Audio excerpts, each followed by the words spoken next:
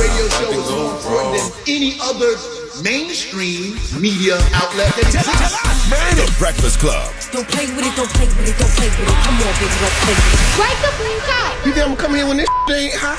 DJ Envy and Charlamagne the God. Being here next to all of you guys, it's really big. It's one of my favorite shows to do, just because y'all always keep it 100, y'all keep it real. But what better place than here? I think everybody should go on the Breakfast Club and start with that if you want to shake it up. This is your time to get it off your chest. Wake up! Whether you're mad or blessed. It's time to get up and get something. Call up now. 800-585-1051. We want to hear from you on The Breakfast Club. Hello, who's this? This is Ashley. Hey, Ashley. Good morning. Where you calling from?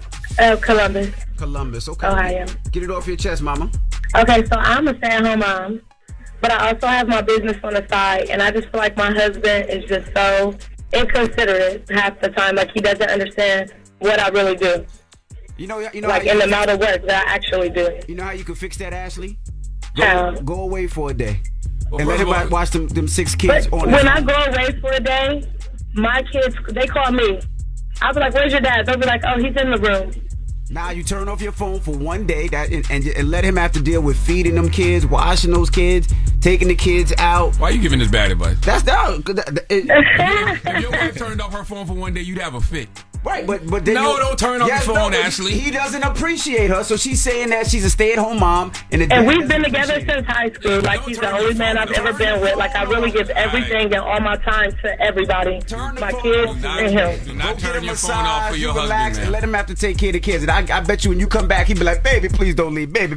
Don't turn your phone off for your husband, man. Do not listen to Envy, because Envy would have a fit if Gia turned off the phone for him for a day. Get it out. But I respect my wife. I know how hard it is. If 6 kids, you still would have a fit if she turned her phone off for a day. Imagine calling your wife. Imagine how many times we call our wife a day and we can't get in touch with her for 24 hours. He don't respect his wife, so he got cut to learn it to out. respect.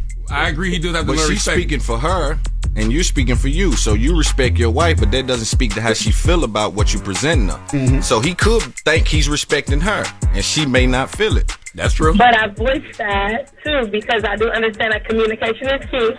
And I voiced that, and he'll be like, well, I just want this, or I just want that. And I'll be like, okay, like in the morning, he'll wake me up and be like, well, I want and I'll be like, well, I was just up with our 6-month-old every hour last night. Like, the hell, sorry. See? Respect is subjective, though. I was going to say that, too. Respect is subjective, so I got to know what her definition of feeling disrespected is. She just told us. Right. You know what I'm saying? So you might have but see, but I'm specific. Like, especially, listen, I catered a wedding. I had 5 other orders besides the wedding this weekend, and I was just exhausted, up every hour with the baby, you know, and he's off on the weekends, but he didn't get up and help me, but then want to try to wake me up and then get an attitude when I'm like, no, get out my face. See? Man. You might just have to wake him up at 3 o'clock in the morning, sit on his face and be like, how's it feel now? That's what you might have to do that. But good luck, Mama. Thank you. That's not disrespectful. Not to me. Man, you know what I'm saying? The man wants some fellatio in the morning. Poor woman been out with the baby all night. I get it, but that's not. It might be inconsiderate, but it ain't disrespectful. There we go. Inconsiderate, not disrespectful. Because it be disrespectful to go the other way. That's right. Go find something. That's right. So it's like I'm bringing it to your attention. Yo. It's real talk. Dude. Hello, who's this? Good morning. How are you? Good. Get it off your chest, Mama. I am really upset at my husband this morning because I had an accident on Friday, and when he changed over cars, he never carried over rental. So now I'm having to freaking, get up early in the morning, drop my kids off early, and we're going to have to struggle all week because of his idiocy. Damn. This feels like everybody's mad at their husband this morning. Jesus. Yeah. Like, how you supposed to do a mistake like that? Well, we can't really hear you because you're so upset that you're yelling, but all we can hear is that you're mad at your husband, something about a rental car, he didn't give it back, and now you have to do it, and you want to wild out on his ass. I thought she said she got an accident. Yeah, thank you. That's what I thought. Well, yeah, no, I got into a car accident on Friday. It was my fault because I was rushing. But, when he turned over, when we changed cars, he never put rental. How do you have 2 cars on the insurance with no rental? I don't know what to tell you. Now I'm forced to figure out how to get to work back and forth. We work opposite ways and opposite schedules. Oh, so he got the rental and you don't have one. Do y'all got No. he never put rental on when he changed over cars. He never put rental when he I don't changed know over what that cars. means. You know when you get into an accident and you have rental insurance for a rental? Oh, got you. So the you never insurance put pays for insurance on the rental car, so you got to pay for the car now. Got you. Okay, so you're upset. Yeah, and it's like we gotta pay for summer camp. Like, things ain't cheap. Well, you shouldn't have gotten into an accident. We won't figure it out. No, you shouldn't have gotten into an accident, ma'am. It was your fault. You said that. But you know what? Okay, yeah, it was my fault. But however, this is why we have insurance. This is why we put options on there. What if somebody would have hit me? It sounds like all of y'all. It sounds like both of y'all blaming each other for things that are out of y'all control, and that's whack. Yeah, I mean, you should have put insurance on your car, but people do that because they be like, I'm never gonna get in an accident. Why I gotta pay this extra? That's right. For insurance, and then Same way you shouldn't have got into an accident. He probably should have had insurance, but there's no need for y'all to be pointing the finger at each other. I understand that, but like now our kids have to be up at 6 a.m. to go drop me off at work. That's not fair. You got to figure it out though. That's life. You know what I'm saying? You got to figure out how to pivot in life. So y'all arguing now? Yes, again. Have a good one, mama. Get it off your chest. 800-585-1051. If you need to vent, hit us up now. It's The Breakfast Club. Good morning. The Breakfast Club. Ray. Yo, Charlamagne, Envy, what up? Are we live? This is your time to get it off your chest. I got an indoor pool, an outdoor pool. We want to hear from you on The Breakfast Club. We can get on the phone right now here and tell you what it is. We live? Hello, who's this? Oh, this is King. Hey, what's up, brother? Get it off your chest. Hey, I'm just part of the older generation, expecting that the younger generation should retire the same age as them. Because I'm at work and I see these guys, 60-some years old, working. And they old, man. I'm just like, man, I can't be that old when I retire. Well, you know what they say? Well, somebody told me back in the day, retirement is not an age, it's an income. I don't even know if I believe that anymore because there's people I know that make mad money, but they just love what they do. Yeah, a lot of people love to work. And then a lot of people, honestly don't know how to prepare for the future. You also got to think, this is the generation where we're starting to learn more about financial freedom. So a lot of times, the generation before us didn't actually know how to retire, didn't know how to save so they can retire. So some people still have to work. That's why when you see sometimes when you go into those supermarkets and you go to those places and you see an older person working, you got to give them patience and help them out because sometimes they're there because they have to and they're just trying to, get by like everybody else. Yeah. And you know what they say, when you stop moving, you start to die. Yeah, so some people just want to keep. Some people want to keep moving. I guess that's maybe the profession I'm in, right? I'm an electrician. I'm in a trade out of Vegas right now, and I mean these guys just don't want to retire. They feel like if they retire, they're gonna die. Yeah, I mean that could be it too. I mean. And I'll be honest, I'd rather mess with an older electrician or older mechanic or an older doctor because a lot of times they didn't seen everything. They didn't been through it. You don't feel like that about your president? Well, you don't feel like that about listen, he should have retired. I feel like there should be an age cap on presidents just like they got terms. If you ask me. See, y'all want everything else aged. You want your cognac aged, right. Your electrician aged, but when it comes to your president, you don't want no old president. But, usually a mechanic or electrician, like they've been through everything to see what works and what doesn't work. And a lot of this new generation, they rely on AI or computers to see what's wrong. Yeah. I'd rather them tell me, but my president, he keep falling. Your president definitely keeps falling. I told you the president need a caregiver. Hello, who's this? Good morning. I can hear you now. Good morning, mama. Get it off your chest. Good morning. This is the bus driver. Peace, bus driver. What's up, bus driver? My bus driver from the Envy, Bronx. I want my picture. Huh? Envy, I want my picture. Oh, I'm going to post a picture. That's right. Yeah, I ran into you at the airport. We were heading to Aruba, right? Right. How you doing, man? You being safe out there? This is our bus driver from the Bronx. Yeah, I'm being safe. Just call to say good morning, that's all. You just called to say good morning. All right, you be Good safe morning out there. to you. Every day is something different, in the Bronx especially. In the Bronx. The Bronx. Well, be safe out there, mama. The Bronx is horrible. Yeah, but then you be the same person screaming BX at a show. BX, BX. No, I don't. I be trying to duck. When they say BX, I be ducking. They say Brooklyn, I be like, yes. Oh my God. But get it off your chest. 800-585-1051. If you need to vent, hit us up now. It's The Breakfast Club. Good morning. The Breakfast Club. State, there was a shooting there recently. Yes. You guys have canceled the homecoming, and there was a lot going on. So have you reached back out to the school? How is everything happening now? Because I know you're big when it comes to giving back to that school. So I was supposed to actually host our homecoming gala, which is the biggest fundraiser of the year. I host the gala each year, shirt, tuxedo out, and that got postponed to December the 8th. The official homecoming got canceled. Okay. But black people homecoming went on as planned. Oh, they were still partying? Oh, they were still partying. They called it, because the homecoming got canceled, brunch. Okay. Because the homecoming got canceled, day party. Because so we, you have thousands of people who were looking forward to this weekend. So they came down and had a great time and showed solidarity. After the shooting, you had mothers. There was a group of mothers who got together who didn't have kids in school, who came up just to show support for kids who were far away from home, who needed a mom. Oh, wow. If you need a hug, if you need to ask a mom question real quick,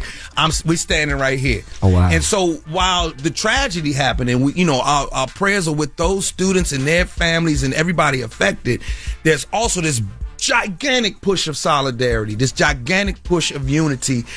This is a new Morgan State, and we're going to stand together to shake off some of the old reputation and move in a new positive way.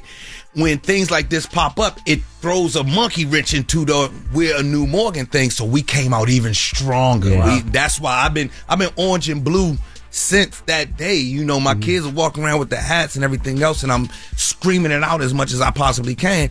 These institutions, I don't have to come on here and preach to you what an HBCU means for our community. So, at this time in my life, I'm happy to be able to be there for my school, whatever they need. They call me for anything. If the students need anything, my frat brothers need anything, they hit me up and like, let's go do X, Y, and Z. Do you think they should have canceled homecoming? I think it was a good call by Dr. Wilson. Is an incredible leader for that school. And let's imagine if he didn't cancel. This black mother ain't canceling. It's a tragedy. So he did the smart thing. He did the thing that someone in academia should do. Let's cancel this. Everybody else, though, we went and partied, and everybody had a great time. Because all the events around homecoming. Oh, None of that got shut down. Nah. You ain't canceling Red Essence. You ain't canceling the Go-Go, because, you're not even supposed to have a Go-Go in Baltimore in the first place. Yeah. So the fact that you got a Go-Go in Baltimore, we coming. Yeah. And you're not canceling that. Why you can't have Go-Go in Baltimore? It's too old. Baltimore. Break it down. Most of the country doesn't know that there is a unspoken rivalry between the African American community in Baltimore and the African American community in D.C. Okay, they got their own language. And so we have we grew up with two different, like you said, cultures, different accents, music, food we dig, way we dress, and the like. So when I got to Baltimore, there was no go-go whatsoever. You don't even bring that up in Baltimore. Now, because of the 20, 30 years that DC has been heavy going to Morgan State, making alliances in the city. My wife is from the west side. First, let me say that. My wife is from the west side of Baltimore. And when I married a Baltimore woman, the DC women like, hold on, Joe. No, that's not what we doing. I was like, oh, that's what we doing. Oh, you ain't. Go ahead and say it. You don't sleep with her. you haven't had some of that old bay that she's serving. She's got a crab boil for your ass that you don't know nothing about. And so I think that there's slowly but surely there's an alliance that has been coming between Baltimore and DC. At least the hard line has been softened. I won't say there's an alliance, but the hard line has been softened. But you never hear about this rivalry that we have that goes on. I think it's the stupidest thing ever. I think that the two communities, African American communities in those major cities, DC's a major city, Baltimore's a major city, I think we need to come together. Absolutely. Is there anything that brings y'all together? I would think like comedy, right? Because I think y'all got comedy. Underrated comedy. It's an underrated comedy scene in Baltimore, DC. Because you got Dave, you got Donnell, you got here's Earthquake, Just Hilarious. So here's how we feel about that. The same applies. So it's like this. Growing up, anything coming out of Baltimore, you just automatically X. Yeah. And if you in Baltimore, anything coming out of DC, you just automatically X. Nah, you don't know them. I learned that from my Baltimore goons. What's up with y'all? I ain't saying no names. What's up with y'all? But I know some straight goons. And Baltimore, the wire was real. let's keep it a buck. The Wire was real. Yeah. And the climate in Baltimore is serious. It's very, very serious. So it's going to take 30, 40 years for that alliance to pop off. Damn, 30, 40? You're talking about black folks who are set in their ways. Black folks are very, very slow to change. That's true. And unless you have a reason to change, a very straightforward reason to change, ain't going to be that much change. All right, when we come back, we're kicking it with Joe Clear. So don't move. It's The Breakfast Club. Good morning. The Breakfast Club. Morning, everybody. It's DJ Envy, Charlamagne the Guy. We are The Breakfast Club. We're kicking it with Joe Clear, of course, from Rap City. Charlamagne? Another thing, too, I was watching the doc, man. I've always loved the interview you did with Big. That's an iconic interview. Big, yeah. And I knew that was Big's. I knew that was Big's last interview. It was his last television interview. I think Sway might have been his last radio. It was he went and did the radio. Now, did y'all shoot that in L.A.? Shot it in L.A. That's the one where he was laying like in the park, right? When he was we sit in the, so we were on a sound stage and they were shooting the Hypnotized video. The dance scenes were going on in there.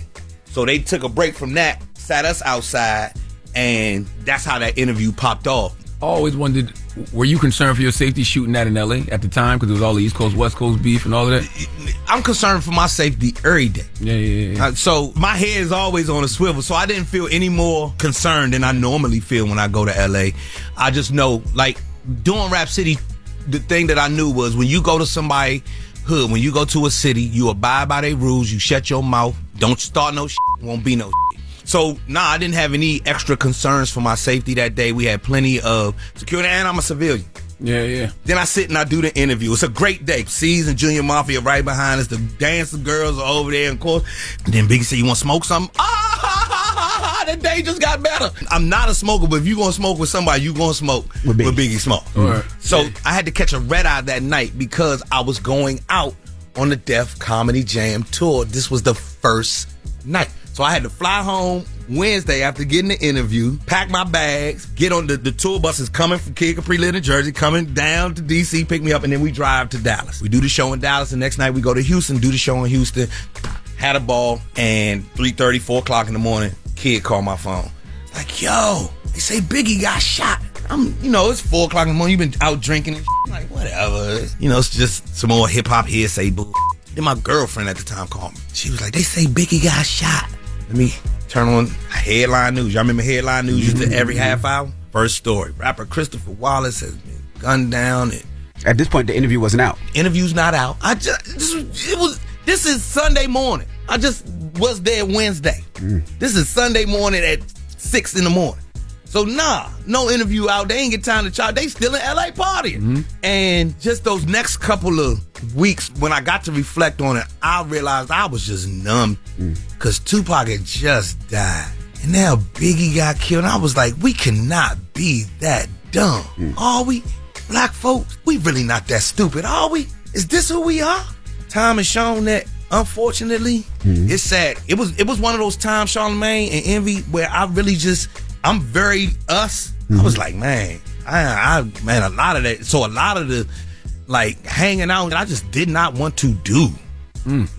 Because I don't know what you on. And then I watched cats I knew, some of the most righteous dudes. Next thing I know, he come with the chain and he got to get his swag together. You've been made since you was 19 years, 10 years old. You've been made. You've been a man. I know your family. I know what you stand on. You switching up because you think this is what the culture doing? Man. My head up, and has colored how I see us since then. Nothing has changed your mind about it? I mean, remember, leading up to that, I sat in the middle of the East Coast, West Coast thing every week, every day. Every rapper's got something to say about the other coast. Is that what made you start saying East Coast, West Coast worldwide? I took it straight from the Lost Boys. Yes, we really need to do this. Big shout out to Mack 10 and Fat Joe. Because I don't know if you guys remember, they did a movie. Thicker than water or blood? Something like that. Blood, and then Fat Joe realized, and Fat Joe used to be coming up to the show like, man, that I'm keeping the flame going on this East Coast, West Coast. After that, I see Joe and he's like, nah, they cool. And then as you see Mack 10, and Mack 10 like, nah, they cool. They super cool.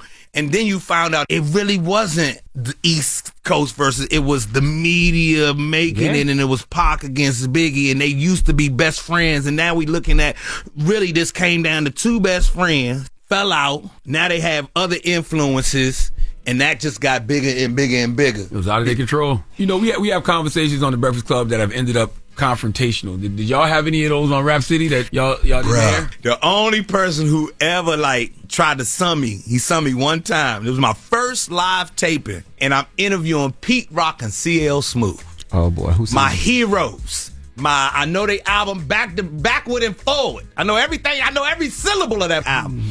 So it's like 5, 4, 3, 2, go. I'm like, hey, it's Rap City, Joe Clay here, blah, blah, blah, blah, blah, blah, blah, and I'll do my thing. So what's up with you? And then I don't get nothing from CL. He's pretty, so then the camera's cut off. He's like, yo, son, you mad extra. I said, what? What you mean? He's like, yo, over the top, B. You like mad extra, son. Yo, bring it down a little bit.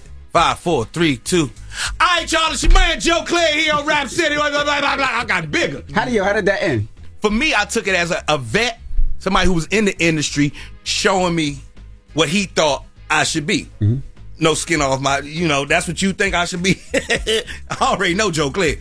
And if it's nothing, I know what Joe Clay do, and I stayed extra for 5 years. We appreciate you, brother. I appreciate y'all. Make sure y'all watch we love this conversation. Bro. Oh man, and we just there's a few things I like to get off my chest. Make sure you follow me at Joe Claire on all social media platforms.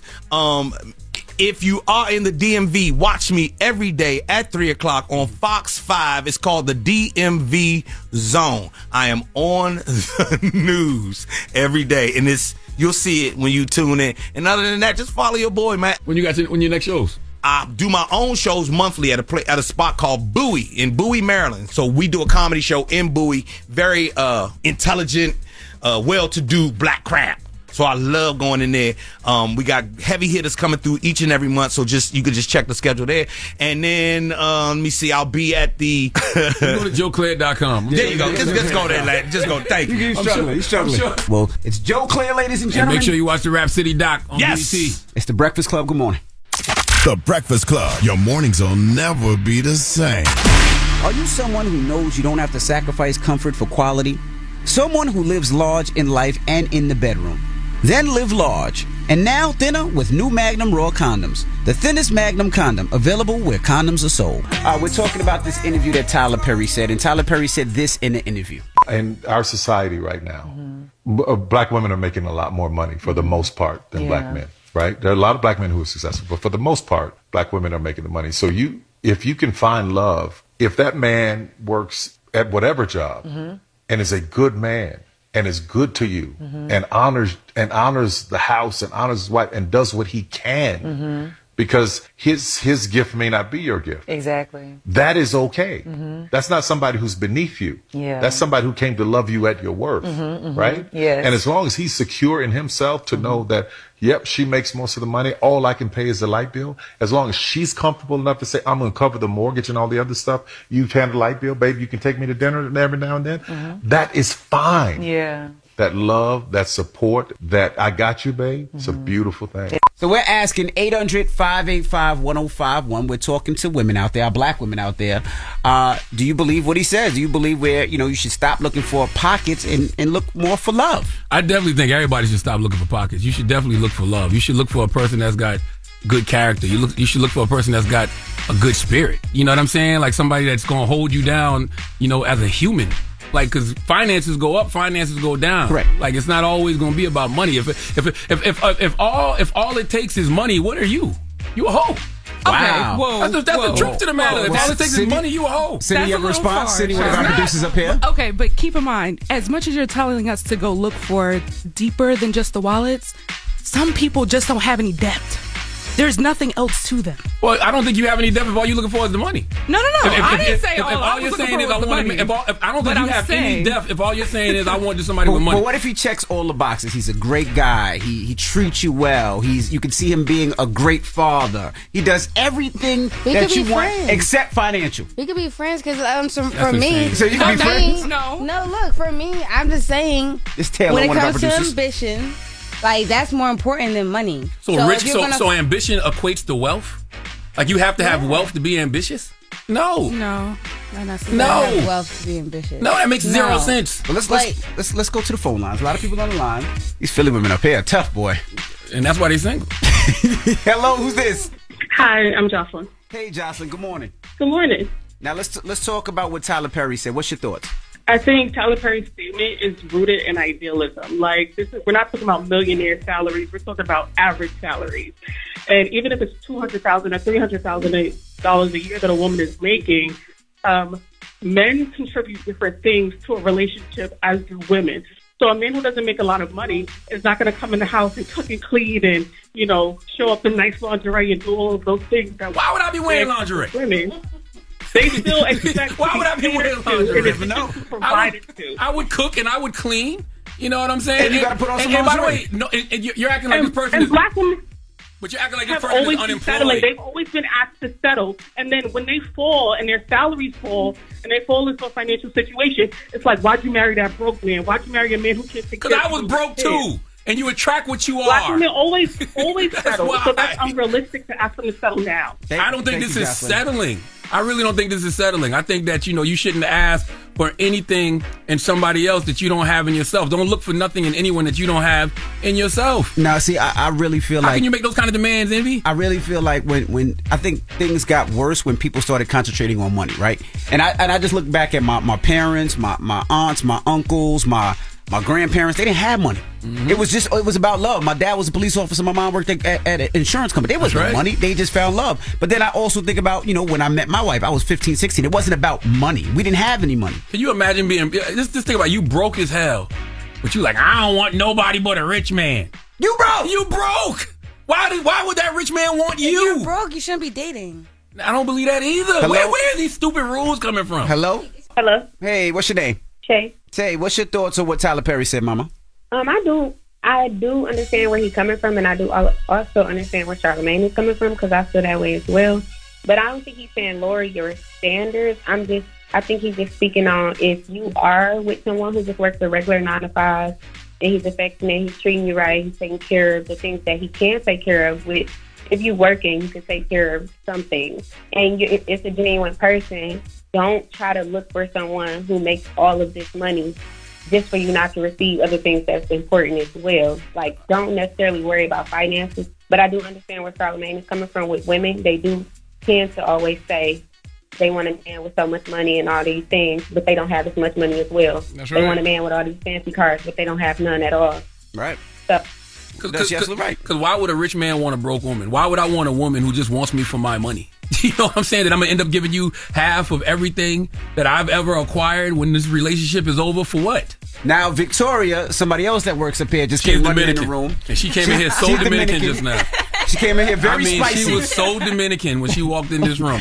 Say exactly how you said it when you walked in the room. I said we can't be two brokies together. And I said, yes, you can. No, we can't. And sometimes you might just have to be. There might not be any other choice, but y'all might come up together. But when we get into that situation of like, oh, I'm not happy, it'd be like, but you knew what he was when you met him, and now you sitting here telling me I need to rock with the brokie. What makes you think you're gonna be happy with the rich man? The rich man gonna probably treat you worse because the rich man is like, you don't bring nothing to the table. Why you keep saying exactly. rich? None of us said we say it's None of us said financially that. stable. No, we didn't. You I said really that. agree with So what him. is financially stable?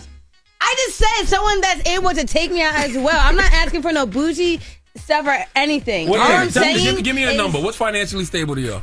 salary wise, I would like for him to be at least like $80,000. Okay, I like that. So if you're just joining us, this is our collective up here, our producers up here that work in the back. Y'all was chasing waterfalls for about 5 minutes. That got upset. Now, Victoria, you came in here a little spicy, Vic.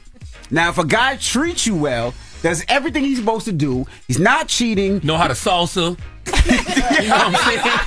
You know what I mean? What is it? Bachata. Knows how to bachata. but does not have much money, do you still date him? Yeah. As long as you're not too broke. God damn. But that's all I'm saying. I just don't want y'all to stop looking for love, man. Let me ask you a Stop question, looking for though. good character in people, man. What happened to... So y'all don't want to go against what men are supposed to provide and everything else. Y'all don't want to go against that. What is supposed to provide? Protect and provide. We work hard. Some men protect do and what they provide. can. All I'm saying is meet me where I'm at. That's all I'm saying. And that's all I've been saying. Don't look for nothing in anybody you don't have in yourself. Yeah, exactly. Let's So meet each other where we at. So That's don't all I'm saying. Well, if he's a good guy, blah, blah, blah, but he's not at the level that I'm at, no. No, but I want you. First of all, I would encourage people to never date Taylor because she's a terrible person. Excuse me. That's number one. Okay, she's a terrible human. That's not what he Very says. mean. Guys, that's not what he says behind the scenes, y'all. Very mean, very violent. I would never Look, want you to date a woman like stop. Taylor. I'm tough. I'm going to challenge you. That's what it is. So let's go to the phone line. These Philly women are crazy. Hello, who's this? Hey, this is Erica. How y'all doing? Good morning. What do you think of what Tyler Perry said? I think she was wrong. I honestly do. It's in the Bible. What you mean she? Supposed to get out and work by the Tyler's sweat a of his grown eyes. man. I'm just saying, read the Bible. Like that's the hierarchy of things. The man is supposed to protect and provide. Like, if I gotta take care of you financially, you might as well be one of my kids. But provide doesn't necessarily mean buy Chanel bags and Birkins and cars. That means food and make sure you're safe. And you think a man can't protect and provide for you just because you got more money? But why am I making more money in the first place is the question. If you're supposed to be, I mean, a real man is not going to take that. A real That's man not true. is going to hold the household down. I wish men thought. If men thought like this, women wouldn't. Who would women be with? Women. I'm serious. In some cultures, they don't even allow their women to work. I'm not agreeing with that because I'm an independent woman, married independent woman. But at the same time, I believe the man is supposed to hold everything down. A woman is supposed to hold down the kids, the household, him, mentally, physically, emotionally. And why I have to do all of that and provide the money as well. Well, let me ask you a question. If you already got the money as a woman, if you rich already, there's only one other thing to have, and that's love. Yeah, why There's does only it one matter? other thing to have. That's a man that's going to hold you down and protect you and care for you. That's it. But how can he love himself if he's inadequate to provide financially? He might have 12 inches. Whoa. He might have what? And not loyal, Char. And not loyal. But that's crazy. Is that what you need? I'm just saying. The man might have 12 inches, man. No one wants that either. Nobody wants that Nobody either? wants that. So y'all don't want 12 inches? Y'all want money? Why y'all want? I don't know what y'all talking Y'all don't even know what y'all. What's the moral of the story? We know what you want. The moral of the story is just simple for me. Don't look for nothing in anybody you don't have in yourself. And everybody got to stop looking at finances as the reason to be with somebody. Because at the end of the day, finances ain't going to keep y'all together. Love is going to keep y'all together. You know, because you got to grow old with this person. You got to actually like this person. You know what I'm saying? If y'all don't have that, I don't know what to tell you. He also needs a 401k. Jesus. All right. Well, sure.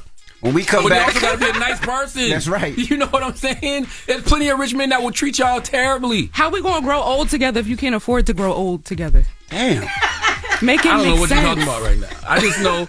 Tell me why a rich man would want a broke woman. Nobody can ever answer that question. Say rich. Okay, why would a financially stable person want a woman who's not financially stable? But you asked Ain't I need somebody to answer that. Why would a financially stable man want a woman who's not financially stable? I agree with you. I've seen I some feel like men it that should be just like both. to, you know, They like the trick. But that's also their ego too, though. That's Yes, their their ego. ego. A lot of times too. Which They mean that's a their lot ego. of guys wanna. I know a lot of guys that want to be able to make more than the woman for their ego standpoint, not necessarily like. And I would You tell know. y'all that's not the type of man y'all should be dating. All right. Well, that's it. I would tell you. I would tell y'all run from that type of guy. It's the Breakfast Club. Good morning. The Breakfast Club. Everybody, it's DJ NB, Charlamagne the Guy. We are the Breakfast Club. We have Lauren LaRosa here, our special guest host, and we got a special guest with us today. We had a topic talking about some statements that she said, ladies and gentlemen. Ebony K. Williams. Don't nobody stir it up like Ebony K. What's up, Envy? What's up, Char? What's Good up, Miss morning, Lauren? Eb. Hi, how are you? Good morning. Good morning. Envy, I was going to be very, very pissed and disappointed if you weren't Skyping in, so good to see Why? you. Well, because I didn't know if I'd ever be back up here, to be candid. If you don't After stop. the last, no, I really Why? It was tight last think time. so? Yeah, but God is good. I came with my godly on. You don't think so? Godly on, we good. It's really, God is good. I would say this, every time we have a conversation, we're always not going to agree, but you're always invited up here regardless. I mean, we're not going to agree on everything, but the best thing about us is just having a conversation. So never think that you can't come up here for something you say. No, that's what these conversations and these platforms are about. I'm half playing, but it's a good point, and it's worth saying out loud. So I appreciate that. And I love you, sister. I don't want you to think I don't love you. I love you for real. I appreciate family. everything that you do. Absolutely. And it's just like anything else. You go hardest in the paint with your fam. So yes, in the paint, as in the paint that's on your face. Envy. Shut up, Charlamagne. Well, I'm happy you here. Thank you, I Lauren. said yesterday I would love to have a conversation with you about the video. Now, what's the topic of conversation? I feel like this is a conversation that men shouldn't even be involved in. But I agree. What is the gist of the conversation? It's not for you, Charlamagne. I So I'm agree. glad that you said that.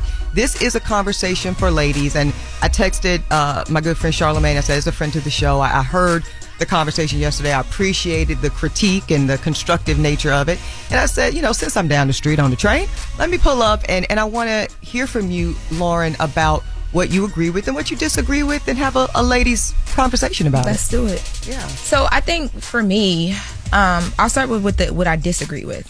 Kim, first for people that don't know, you want to play the clip of what went viral, Yeah, let's so do that. people Let's understand play the that. clip to bring everybody up this. Red, you got the clip. Let's play the clip, Red.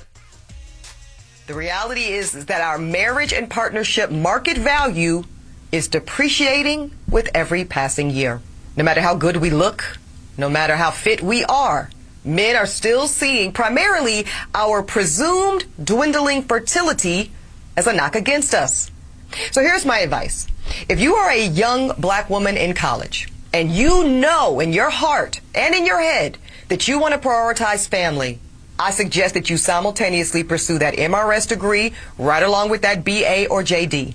Because the handful of black college-age men that actually do desire to get married soon, and they do share that value system, and family is a priority for them too, y'all, that is an incredibly small pool, and it's shrinking as you get older. And by the time you reach my age, 40, you will be faced with different choices relating to life partnership and motherhood. So I think, all right, so breaking it down into what I agree and what I disagree with. So the disagreeing for me came with the starting with the infertility and the market value, the appreciating. So with the infertility, I know I said this yesterday, some stuff is science, right? You can't get around that. But I feel like when you start with that and you lead with that, it then makes people get defensive and they don't even hear the rest of it. I know when I first listened to it, I was like, oh God, this is going to be another one of those conversations where like someone's telling me as a woman, by the time you get this age, your life is over. And when you're like trying to figure things out, and you're like, I'm 31 years old, right? Like I'm recently out of a very long relationship. I heard. You want to feel, not I heard. Who told you? Charlamagne. He always been my business. Jesus Christ. Charlamagne told me, Lauren. It's, But I feel don't like, worry, there's life after. Go ahead, sis. I know, but that's my point. It's like for me, I made a very conscious decision with a lot of things in my life. Going to college, being in the relationship that I was in, not being in that relationship, even with my like recent, back and forth to East Coast, West Coast. Like I've always had to be very conscious and cognizant of the fact that like, as a woman, as a black woman, right, especially working in the space that I work in, I might not get that other chance. Like I got to do it right the first time. And I think you're talking about professionally? Professionally and personally. Okay. And only because that's what are your personal goals? Just so we're clear, do you want marriage my and personal children? goals? I want marriage. And that I want nuclear children. Yes. Family foundation. I want all of that. Great. I don't even have a number of kids. Once we start, we start. I just want to have twins first. We're not going to get into the minutia of that. But you want to be a mother. I'm going to be an amazing mom. But I just feel like when you lead with the stuff that you lead with, it instantly turns the conversation negative. And for someone like me who is watching and learning and listening to you, it makes it where now I am defensive. I don't want to watch, listen, and learn. I don't hear the rest of what you're saying. So now I'm not being taught. And I should feel like I can listen to you and learn from you and not feel like you're the op, right? And that's how it starts off when you instantly are telling me everything negative about what I already am facing every single day. And I think that that's a big part of it too, is like when you put certain truths in front of people, it hurts. People don't want to hear it. Sure. But beyond that, like you can't get around the infertility. The second thing was the market value, right? I don't agree. Like, I don't know where you were at 31, but for me, I feel like I'm just now getting to the space where like the people that I'm able to, or not even able to, but the people that I'm dating, the life experiences that I'm experiencing that are teaching me what I want, what I don't want, I'm right now in the best space that I've ever been in. And that wasn't me in college. I didn't know what I wanted in college. I didn't know who I was in college. I seen nothing, haven't done anything. I didn't agree with that. But go ahead. Let's just, because you put two big ones out, and let's break them down before we get ahead of ourselves. Okay, so you're 31 years old, a college-educated woman, enjoying a very successful career in a high-profile space. I'm gonna put my hands together for all of that. Now, when I say market value depreciating, Lauren, did you hear what I said before that? Did you hear the specificity of the particular marketplace I'm speaking about? No, which was that? Okay, so I want to just go back actually to your first point, Lauren, which I think you are conceding that you had a reaction to my commentary that was so visceral in nature that you actually shut down your listening comprehension skills. You said that. Yeah. Okay, so because of that, though, right? I'm not going to sit in a posture of ownership because you made a choice to be limited in the way in which you received and processed the information. Now, you are a grown woman and you have autonomy over what you choose to consume and what you choose to not consume. So when I was giving the advice, the strategy, the game, putting, certain people up on some game, I'm talking to a very limited pool of young black ladies, the ones that are currently in school or immediately following school or graduate school. And then the other caveat, I'll say, the other place this information is in real time relevant to are the mothers or even the fathers of those young women. That's who this is for. So this is actually not even applicable to you, Lauren. No, let me finish. I have to finish because you. Wait. Hold on, I have to finish my thought. I just want to wait before you finish your thought. Okay. I just want to let's rewind a little bit because I also think too the reason why people also, because not just me or the people, because even the people it's meant for, I'm sure some of them did the same exact thing as well and too, some right? did not, right? And some did not, and some did not, right? Because you read all the comments, right? Yeah, I did. And but what I think, really what I think happens is with you, and I saying this in the most respectful way. I think that the way that you approach things, like even this conversation right now, it can make it does that. It dilutes the whole point of for you. You're talking Lauren. To me specifically right now. You said you agreed with Ebony though. I agree with certain parts of it, but I think that my whole point in what I'm saying, right? Because right now I feel like you're taking what I didn't agree with and the fact that I don't remember specific words or whatever you said. No, I'm not, Lauren. Really, I really think this would be better served and more productive if just like it's kind of like an opening statement in a court of law. I gave you a good amount of time to lay out 2 prongs of disagreement. And I respect and appreciate both of your positions. I'm not saying they are wrong. Look at Envy Messy. I'm not saying they're wrong at all. But I am saying that I don't know how productive it is to be the time, manner, and delivery police, right? So when we talk about, and also the nature of this work that we all do in this space of media and journalism, whatever we want to call it, right? It's very subjective in nature.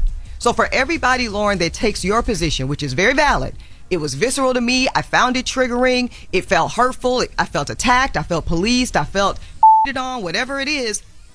There's also a whole nother contingency of black women that felt seen by that commentary, that felt heard. I had sorors coming up to me. We had a fundraiser. Shout out to the Pi Kappa Omega chapter of Alpha Kappa Alpha Sorority Incorporated. Skiwi. We had a fundraiser that very night that commentary dropped.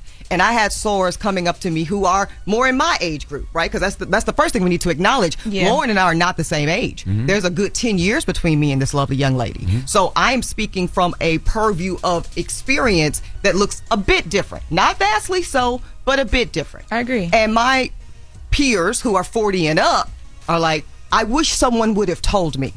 And the fact that you are doing the labor, Ebony, you are doing the service of letting young girls that are currently in position to put themselves in best practices because they are currently in school or graduate school or shortly thereafter matters. And it's good that somebody is rolling up their sleeves and doing the work and having the conversation publicly that quiet as kept. Many pockets of black elite culture are having with their children generationally every day. Many of my peers, Lauren, when I went to UNC Chapel Hill, who were black, just like me and you, right? Mm-hmm. They were taught going into the front end of freshman year, keep your eyes open, get those grades, get that degree. I expect you to go to medical school or law school or PhD. And also, if you want the traditional model, and that's a big if, this is going to be the best time to be surrounded by the highest concentration of black men that are also pursuing the educational and fiscal model that you are and you desire. And it's really no more or less than that. I don't disagree with that second hold on part one of second, it. guys. Hold on 1 second, ladies. We got to take a break. So we'll come back, and we also want to take some calls. 800-585-1051. And if you're just joining us, that's Lauren LaRosa. She's our special guest host today. And Ebony K. Williams is up here. And I think it's very important when we come back. Let's talk about what we agree with in this Yeah, statement. I wanted too. to get to that too because I don't want you to feel like because what. Oh, we do it when we come back, huh? Yeah, We do when we come back. Yeah, okay. All right, it's the Breakfast Club. Good morning. Morning, everybody. It's DJ NV, Charlamagne the God. We are the Breakfast Club on this Friday. We have Lauren LaRosa, our special guest host, and we have Ebony K. Williams joining us this morning. And we're taking your calls as well, 800-585-1051. Now, we're discussing some comments that Ebony K. Williams made that went viral yesterday. So now, right before we left, I cut both of you guys off so we can pay some bills and get some music on. So I know Ebony K. Williams, you were talking. I was acknowledging Lauren's right to consume content that she enjoys and feels comfortable with, and also reject that which she doesn't, because her critique at this point, I understand, is a bit about my delivery as much as the substance of what I'm saying. I think that the disagreement again comes in with how you say it, and we don't get that vulnerability, right? So me sitting here with you right now is like, this is what I want to feel when I see the content. I might not always get that though, and maybe it's not, like you said, it wasn't for me, it was for the girls that's still in college, right? Correct. But at the same time, it's placed on my timeline, so I get it and I feel it and I stop and I listen either way. But and I'm glad you do. Shout out to the team at the Griot. Go ahead. But what do you agree with, though? But I was going to get to that. But what I did agree with was the fact, like when you started talking about the pool of men getting smaller when it comes to those men who will be honest about what they want when it comes to the family, a woman, they are actually worth the time, the energy. It's consistent. You're getting the same energy that you're putting out. It does get smaller as you get older. And like now that I'm out here in the dating world, I'm like, oh, okay. And keep in mind, you're only 30. Right, 31. So and it's like as you get to 40, the pool has shrunk further. 50, even more so. And I've dated Girl, up I'm to gonna have a man late before I'm 50s. 50. I'm gonna have a man before I'm 50. Listen, I'm not even. I got something up before that, baby. I actually believe in the power of the tongue. So I believe, so you speak, so you have, and you will desire. I do want to speak to the fertility part because it's very important. It is. As I sit here with y'all today, I'm literally on some fertility drugs. I am preparing for my embryo transfer in the next few weeks. Now, I am 40 years old, just turned 40 a couple of weeks ago. Y'all know I've been very transparent about my motherhood journey. I'm doing it solo by choice. Y'all know I froze eggs at 34 years old. I'm doing this. I'm excited to be a mom. I'm scared as hell. I know it's going to be the hardest thing I've ever done in my life, and yet I cannot wait to enter this mother era of my life. And also, Lauren, I don't think this is how most black women want to do it. Why? I was going to say, why solo by choice? Well, several reasons. Number one, I'm no longer willing to wait to activate my pursuit of motherhood. I'm no longer willing to wait. I've been married and divorced in my late 20s. I had also a long-term relationship many years ago. I ended a engagement during the pandemic. I'm ready for my baby. I am ready to pour into someone other than me finally. It took me a very long time to get here, but when she's ready, with you right now, she's too. ready. Okay. Now, I don't think that most women, most black women, desire doing this journey alone. That's I very don't. important. What It's you're very saying is very important. important. And I know that you mentioned yesterday the egg freezing, so let's talk about that. Yeah. Because I think that is marketed, not just you, Lauren. I think in general, that is in a lot of these comments, right? Well, girl, just freeze your eggs and don't worry about the rest. Nah, that's some bullshit. Because I'm here to tell you because I'm living it, right? I froze eggs at 34. I never thought in a million years I would need to use them, right? Because why? I was in a loving, committed relationship. These were my spare. Have you frozen eggs at this point, Jerry? No, I thought about doing it last year. I thought about starting the process. Okay, so let me just, and this is not investigative. I'm just trying to see something here. Do you know how many eggs, on average, a woman should have on ice, on reserve, frozen, for a probability of one live birth? No, I don't. About 20. Then if I say, okay, how many egg retrievals are required to get about 20 eggs in a woman that's, say, 35 and up? The answer is at least 2. What's the cost average of an egg retrieval? Amy probably knows this, but he knows it's between $12,000 and $15,000 per retrieval cycle. That most average. insurances don't cover. Most insurances do not cover unless you're working at Google or Amazon. And by the way, you probably need to be married for them to cover it. Otherwise, they consider it elective. They don't recognize it as infertility. in the way that married couples that struggle to conceive have. So what I'm saying is the egg freezing route, the single motherhood by choice route, the IVF route are amazing technological tools, Lauren, but they are wealthy women tools. Period. Let's be very clear. It's just more to it than just freezing eggs. I get you. I think with that part, for me, I was speaking from my own personal experience. And I think that, like, hearing you respond to it, I can understand your response to what I said. But I think maybe I should have been a little bit more clear because for me, at that... Still freeze them, though, by the way, because you have money. At that time when I was thinking about doing it, it was because the insurance that I was getting through my employer supported that to a certain extent where anything... Like, yes, it is expensive, but I would have been able to figure it out. So I think you should still do it. I want that to... I don't want that missed here. I'm still encouraging you to do it. I will say I got like scared out of it a little bit. Only because fear is not of God. Don't do that. But more so because of what like Envy shared with me, what you talked about, like going through all of that and then I'll go with you to not work, right? I'll go with you. We could talk about it. I'm very serious. Okay. I really so I'm saying two things here, and this is important in this conversation, y'all. I encourage people, I'll say, to hold space for more than one thing at one time. And I feel like what Ebony just said now is very important. All Ebony is saying is this isn't ideal. And you don't want folks, you don't want folks to have to necessarily go through this. For me, let me just reiterate that because that's very important because these stakes are very high, Lauren. I'm $50,000 into IVF journey by myself, so I don't have a husband splitting that with me, which there's reasons why that's preferable for me. But I really need people to hear that, and I'm taking shots and I'm giving them to myself, and I'm doing all this to bring life into this world. Yeah, and I don't take it lightly because it's a very serious thing. So I think that we were very cavalier, not just you, right, but in general with just IVF or just marry outside the race. Obviously, been there, done that too. Oh, I ain't doing that. Well, I heard some Snow King commentary earlier. I said the guy was cute. Now I can't eat snow Well, hold up, guys. We got to take some calls. Yeah, we got to take some calls. Oh my God. We got to take some calls. 800. We're doing this up because 585-1051. If you listen, okay, let's go. We got to take some calls when we come back, and I just want to say this. I just want to say this. Most people don't know what Ebony's going through right now with the in vitro and fertility. No, because most people haven't been through it. And the fact that podcast. Thank you, Charlamagne. But for people that listen to Hold the Court, they can every day. But the fact that she has to do it by herself is a lot. Like she has to put them shots in her stomach and all that by herself. Thank you, Envy. And most people don't know it. Like I can't even imagine if my wife had to do it by herself or a woman having to do it by herself and go to those doctor's appointments. So it's a lot. Be in that waiting room by yourself. Yeah, it's a lot. I can't imagine that. And the transfer. We'll take some calls. We'll take some calls when we come back. We got to talk about the stuff that we agreed with too, because a lot of people agree with some things. I'm sure the callers will probably get to some of it. But we ain't got all that much time, guys. Okay, 800-585-1051. Let's go. It's the Breakfast Club. Good morning. Morning, everybody. It's DJ Envy, Charlamagne the Guy. We are the Breakfast Club. Our special guest host, Lauren LaRosa, is here, and Ebony K. Williams is still here. We're having a grown-up discussion this morning, and we're opening up the phone lines. I'm going to let you guys out there get a chance to chop it up with Ebony K. Williams, all right?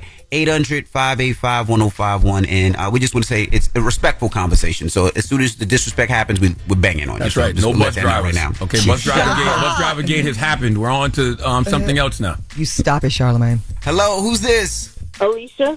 Hey, Alicia. Good morning. Hey, how are you? Good. Ebony K. Williams is here. You got a question, comment?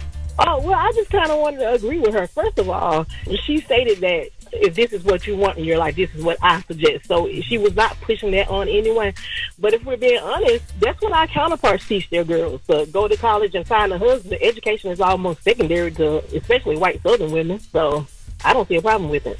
Is that true? Thank you, sis. Yes. It absolutely is true. So, I went to UNC Chapel Hill, a very predominantly white institution in the South, as the good sis just mentioned. And that ring before spring is serious for them. What they're looking to do, because our counterparts tend to view marriage primarily through a lens of economic stability. Let's be clear. Yep. And historically, we know that is the nature of marriage. The contract. Correct. It's a transaction of sorts. And I know, once again, the tears are going to roll when I say that out loud for some. I don't know why. Because they are not willing to really stand in the reality of the tenets of marriage in America today. Love don't pay mortgage. Right. So that's the reality, and our counterparts do it all the time. The difference is they are not shamed when they do it. I think that when you see black girls and black young women going and making the space for marriage as much of a priority as education, it flies in the face of a generation that told me and mine,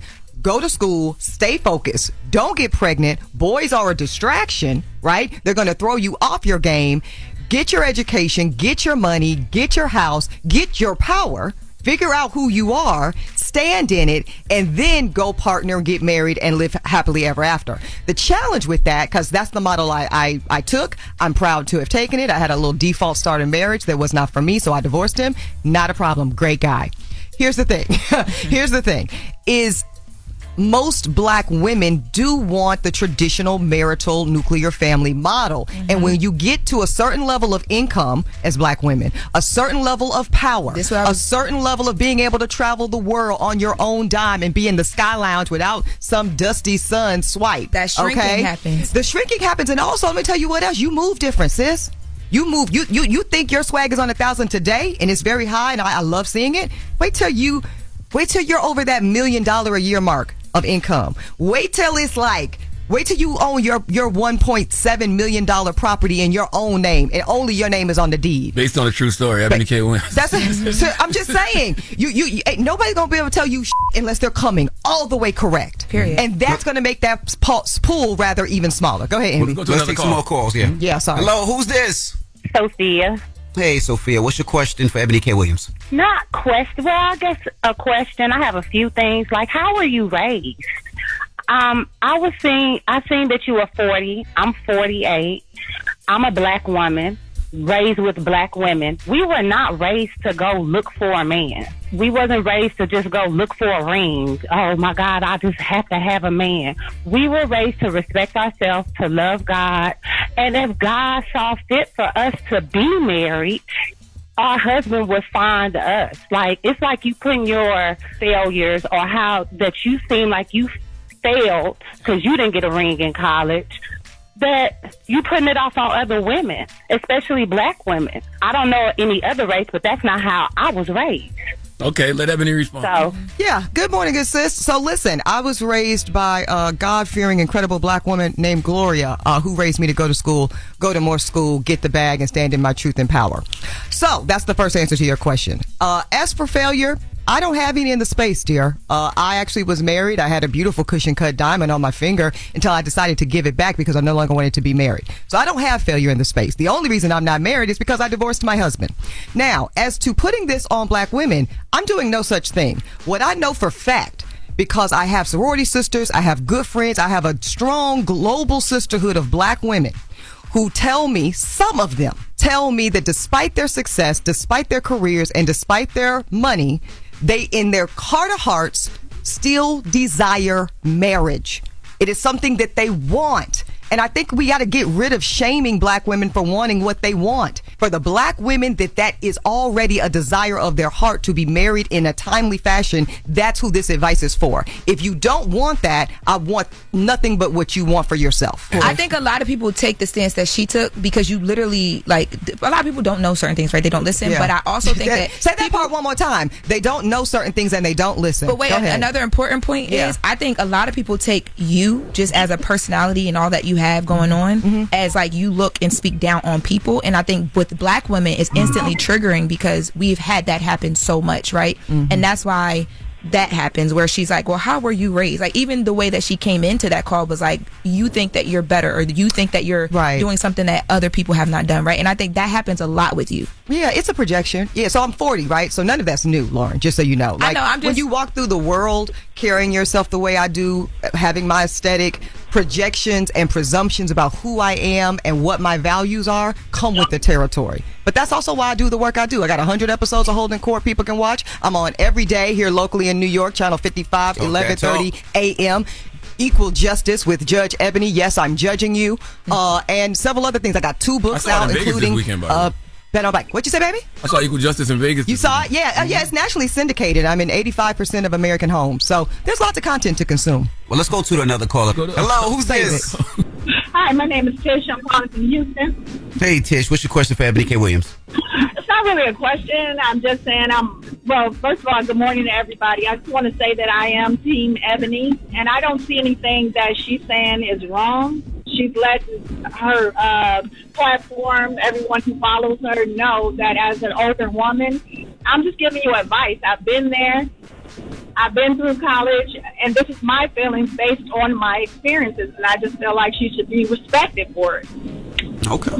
Well, thank you for calling, Mama. Appreciate it, sis. Thank you so much. Have a good day. So let's put a button on this, man. Yeah, let's wrap this up. I appreciate the platform. I appreciate the conversation, I do Lauren. too. I think that as black women in particular, we got to hold the space to have the difficult conversations. All right. Well, we appreciate you for joining us and make having sure you great subscribe to the Holden Court podcast. With, we're back Ebony with and season Dustin. 3 soon. Thank Charlamagne, you. did I keep the same energy? I don't know, man. You shrunk a little bit. No, hold on. You love to come for me. You love it. I asked you. I don't even know why I asked you. I don't even know why you asked me either, girl. And make sure you watch Equal Justice too. Thank you. That's right. Thank you, ladies. It's the Breakfast Club. Good morning. Hilarious. The Breakfast Club. Your mornings will never be the same. Good news if you're hiring. You've got help. ZipRecruiter. ZipRecruiter works for you to find great candidates fast. Its smart technology identifies qualified candidates for you, and you can invite your top choices to apply. Try it for free at ZipRecruiter.com/breakfast. Damn, the hee-haw again. It's time for Donkey of the Day. I ain't trying to be donkey today no more. They should be embarrassed by what they already did. I'm not making these people do these things. Called Donkey of the Day, and it really caught me off guard. Damn, Charlamagne, who got the Donkey of the Day today? Well, just hilarious. Donkey of the Day, which was a double donkey. It goes to 38-year-old Keith Chastain and the Clovis Police Department. It comes a point in time in life where we all must remember it takes two. Okay? Two. All right, kids gather around. Your Uncle Charlotte would like to tell you about some things that have been going on since the 1900s. Okay, one of those things is the saying, it takes two. Okay? Or it takes two to tango. That means that a situation or argument involves two people and they are both therefore responsible for it. I repeat, it takes two to tango means that a situation or argument involves two people and they are both therefore responsible for it. It Takes Two is also a classic hip-hop record that will make anyone with a soul who grew up in the 1900s and 80s lose their mind. Okay? The reason I am giving you this history lesson today is because in this donkey that I'm delivering, it absolutely took two. All right? See, Keith was arrested 10 times in 1 month. I repeat, Keith Chastain was arrested 10 times in 1 month. See, y'all think I be lying. Let's go to Fox 26 News for the report, please.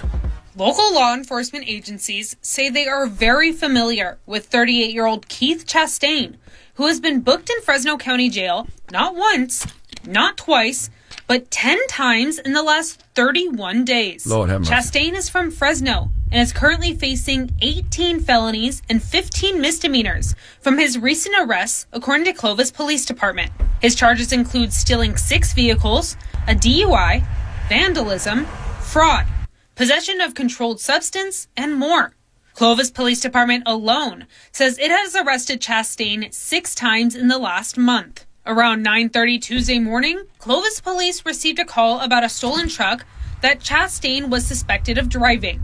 Police say an officer found the stolen truck driving in Old Town Clovis and followed it until more officers arrived. Officers pulled Chastain over in front of Clovis Police Department and arrested him without incident. Police say he was the only person in the stolen truck and happened to be on his way to pick up his personal property from Clovis Police Department from the last time he was arrested. Mind you, he was in a stolen vehicle. Now, as you just heard, Keith Chastain was arrested 10 times by Clovis Police. 6 times, okay? 6 times by Clovis Police and 4 times by other agencies. He was in a stolen vehicle on the way to pick up his items from the jail, okay?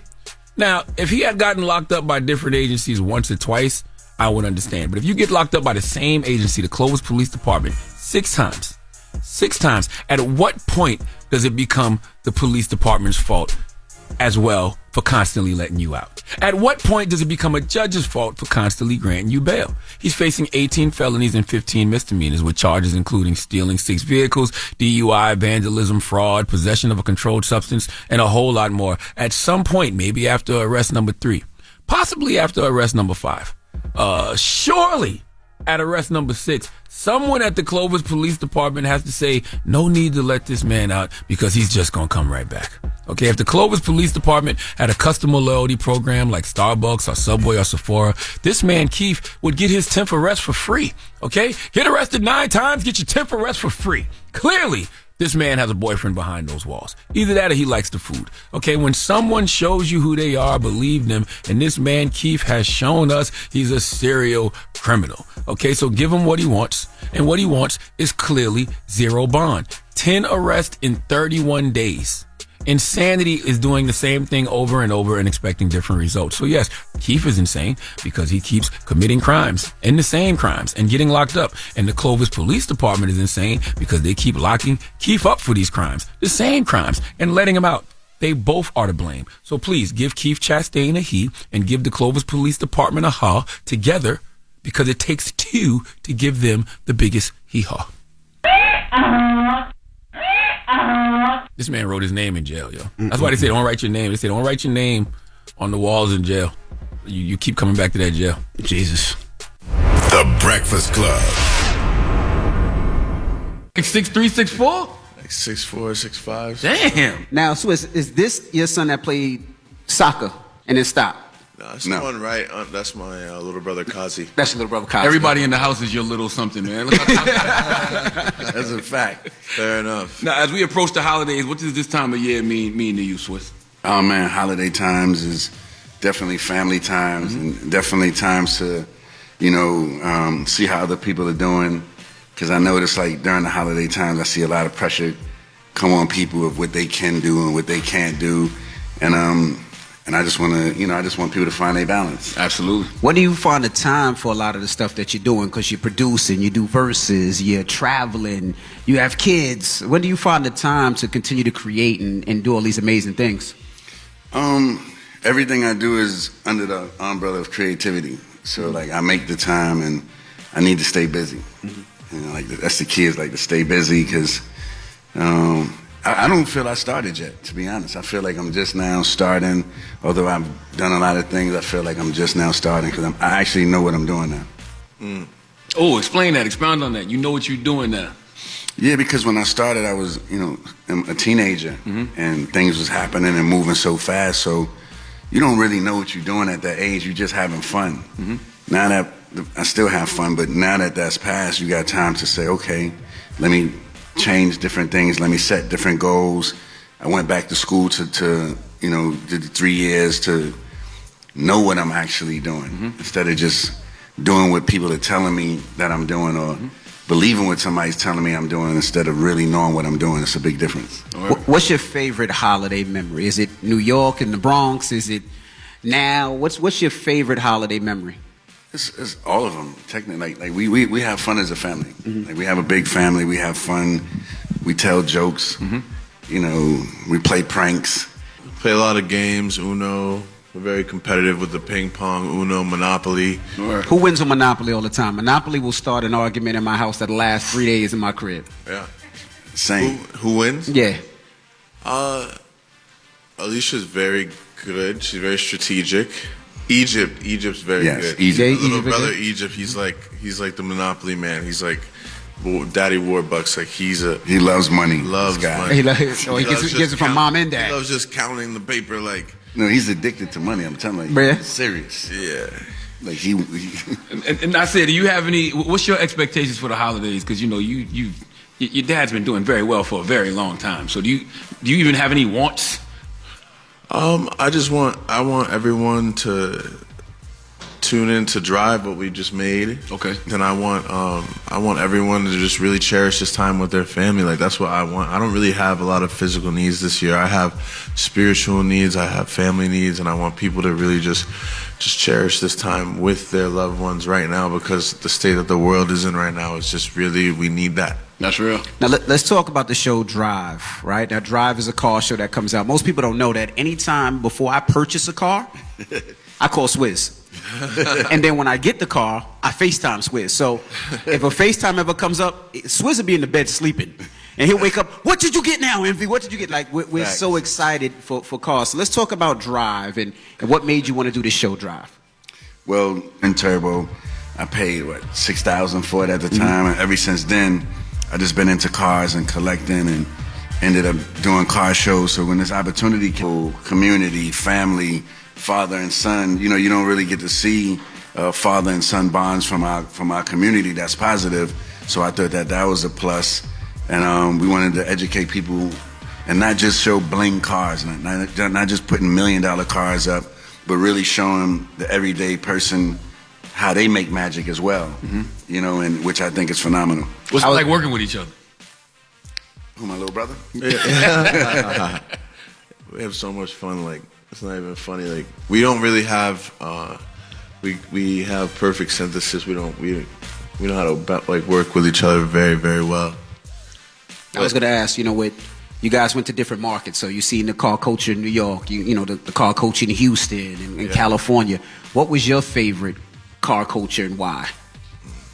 I love Japan. Japan is definitely one of my favorite episodes because the architecture, the culture there—they're like 500 years ahead of us, right? So every single thing that they do there, they're so masterful with it.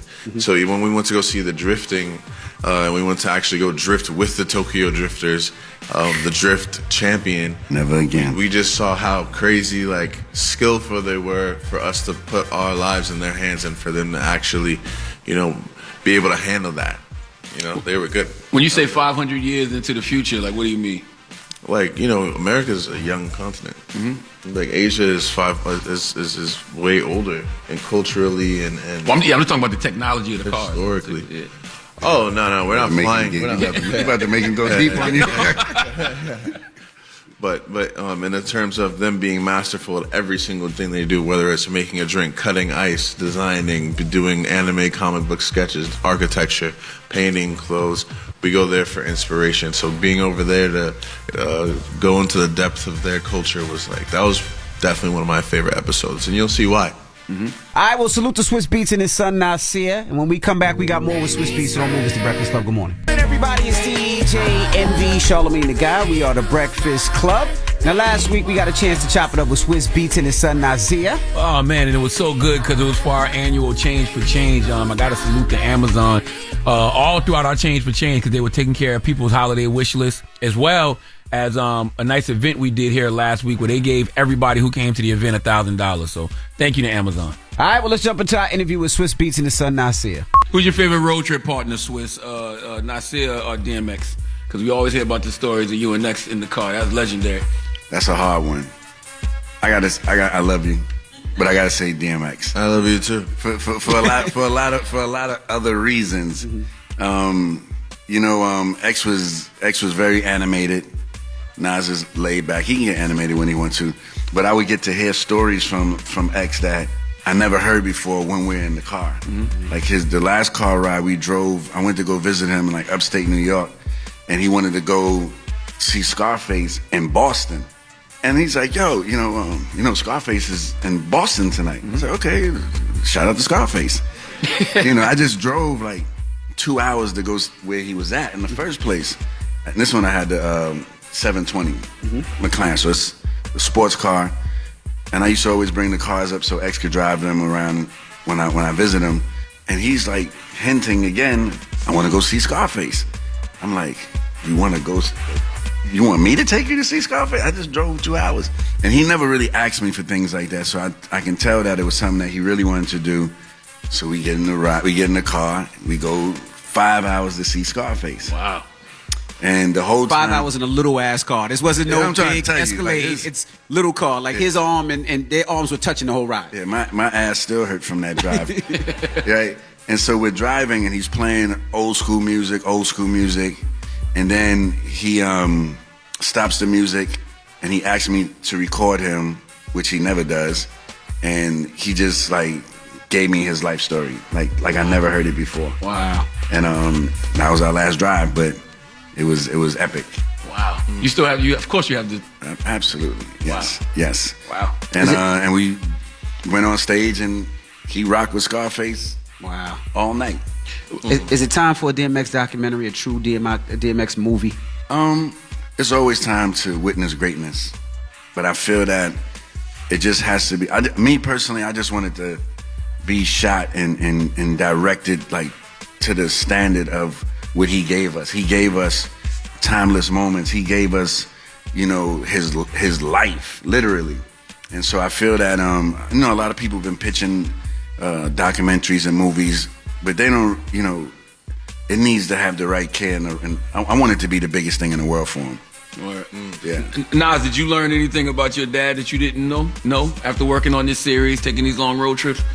Yeah, 1,000%. I learned that he doesn't go as fast as you think he would, having the very fast cars. Like, he actually is pretty reserved now, and he really picks what he wants to do. He picks how fast he wants to go. He picks if he wants to get in the monster truck. He picks if he wants to go drifting. Like, he has that situational discernment now.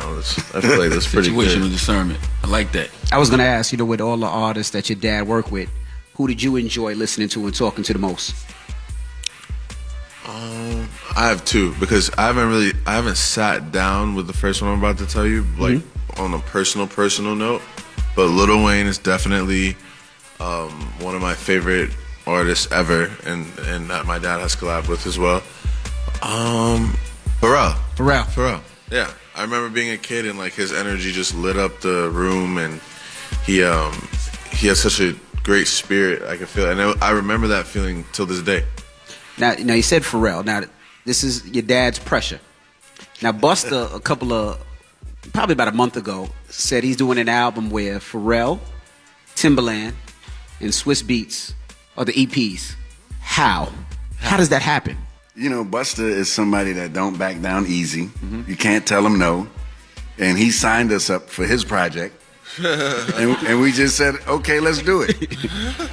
He came, he's like, you know, you, Tim, Pharrell, y'all my producers for the project. I'm like, okay. No, the executive producers. Okay. And then, I don't know, like somehow we actually all got into a space, which is a photo of us on this boat. And I'm sitting here, I'm like, yo, he really manifested this. Like, wow. We didn't even plan to be on that boat at that time. It's not like, okay, let's have an executive producer boat ride. Like, we just all ended up sitting there, and I'm looking around like, okay, I hear the universe. Okay, I guess we're doing it. Is it done? Is it almost done? It's done, and it needs to come out now. You know, because Busta will hold on to an album for 30 summers. Forever. Right? This might be a stupid question. He's named after Nas, right? Yeah. Okay. Yeah. Is Nas like his godfather or something? I just No, my mom's from Queens. Yeah, his mother loved Nas, so you know, I was kind of conflicted in a way, but you know what I'm saying? But then I was like, I love Nas too. All right. All right, well, salute to Swiss Beats and his son Nasir. And when we come back, we got more with Swiss Beats, so don't move. It's The Breakfast Club. Good morning. The Breakfast Club. Still kicking it with Swiss Beats and Nasir. Charlamagne? You know, everybody always asks about verses, man. What's up with verses? Big things. You know, I'm happy that me and Tim was able to take the time to understand our company, because when we launched it was during the pandemic. Things is happening. Like, we never got no rest. You know, like, we was helping everybody else feel better and have something to go to other than the negative news and energy at that time. But we didn't take time for ourselves. And so things went fast, and we own the company 100% again, which is super fresh, and we got some big announcements coming. Yeah. I wonder if it's something, I mean, I know it's something artists still want to do, but, you know, during the pandemic, it was more pure because it was just about the music. Now it's so much business and red tape involved. Yeah, and naturally, when something gets big like that happens. But, you know, verses, and I tell people, because I hear people on the shows, and when you bring up verses, they're like, oh, I don't want to. And it's not a battle show. It's a show where two artists celebrating each other with their hits. Now, if you want to make it a battle, I'm not going to say, hey, don't talk tough to this guy. Right. You make it a battle, or you can make it a love fest. You know, like, there's been many verses that has been smooth and loving, but with the hip hop, it's just the ego. You know how it's competitive. Bro, you put the Locks and Dipset on stage. Yeah, that's what I'm saying. And everybody, I think a lot of people thought Dipset was going to take that one away. I know many people thought that the Dipset was going to. And then it was Jada. Yeah, you got the right hat on. So what was the biggest verses for you as far as culture? Would that be the biggest? Yeah, that and Gucci Mane and Jeezy. Absolutely. Jeezy. Yeah, those two, because that's what verses do. It took two guys that really went to war to the point of no return, and verses gave them an outlet to, send a different message out there to the youth today, because they're not who they was 15 years ago, but there's no outlets that can let you as a man, stand on how you feel and move past from it. And this is why, I could, if I stopped verses today, I would be fine, because we won already. Like, it did what it needed to do, but it needs to do more. Because versus the people's streams go up 700%, people sell out their tours. It's so, we call it the versus effect, and the artists get so much from verses. And so all the artists out there who's listening to this, please stop trying to charge us more than you ever made on your show. Show us the love that you show those other outlets that you don't get nothing from it. That's right. And so that was the thing. That was like the hardest thing, was hearing the artists trying to overdo it for no reason. I gotta ask, because there's been a lot of rumors about some verses that were hopefully will still get done. Did you just say yes or no? I don't want to say yes or no. Diddy and Jermaine Dupri, is that gonna happen? He just said he don't want to say yes. I know, but I'm gonna ask anyway. But the reason, because I'm not scared to answer the question, by the way. But what happens is, this clip right here gets played back to me, and it's like, yo, I didn't really want to confirm that yet, and I have to deal with this offline and say, yo, they asked me a question. Y'all went out there and did a promo run, and y'all went out there and said y'all wanted to do it. All I did was confirm what y'all said. Okay. Yeah, but that was a different time. But the Versus documentary we've been shooting a documentary since the beginning of Versus. Mm-hmm. So Lena Waithe is the director. Y'all gonna see all of this when I'm telling you. I tape for it. Yeah. You can see Drive premiering on Hulu. Drive with Swiss Beats, tune all the way in. All 6 episodes will be dropping simultaneously, so you can binge watch the whole thing. It's a zone. Absolutely. Well, we appreciate you guys for joining us. Make some noise for Swiss Beats and Nasir Dean, y'all. Right. Za. I've never seen the audience say, like, this is amazing. Nah, they do these nice little events from time to time. I heard it's not little at all, but I heard y'all doing some big things today. This is cool. Yeah, so this is Change for Change, where we give back to people. And what people did this time is they put a wish list of things that they needed for the holidays. And shout to Amazon, they provided their wish list for a lot of people. Okay. So like even today, since you guys are here, I think we should do something special. Charlamagne, what you think? I'm all for it. Now, for everybody that's what we're here for. Yeah. Now, for everybody who put in the wish list and came in, put your hands up one time, and then you brought a person with you, right? Right? So for you guys today, we're going to give everybody that signed up $1,000. That's right. Hold up. Where you sign up at? Yeah, where do we do that? But not only that, people that you came with, we're going to give $1,000 too. That's right. Hey. See? One of y'all didn't want to come. Hey. See? One of y'all had to get begged to come here. Now look. This is the big money show. So we appreciate you guys for coming. We got a lot of cool stuff for you as well. And just say thank you guys for rocking with us and riding with us. And thank you to Amazon, man. Thank you for Amazon. We really appreciate you guys. We couldn't do none of this without Amazon. So thank you very much. So ladies and gentlemen, Nasir, Swiss Beats, we are the Breakfast Club. Peace. Zone. Once again, thank you to Swiss Beats and Nasir, and salute to Amazon, man, and their Black Business Initiative. The Black Business Initiative is dedicated to helping build sustainable growth for Black-owned businesses by explicitly targeting barriers to access, opportunity, and advancement. Visit the Buy Black store on Amazon this holiday season for products from Black-owned businesses of all sizes, including small businesses. All right, when we come back, we got more. The Breakfast Club. Your mornings will never be the same. Are you someone who knows you don't have to sacrifice comfort for quality?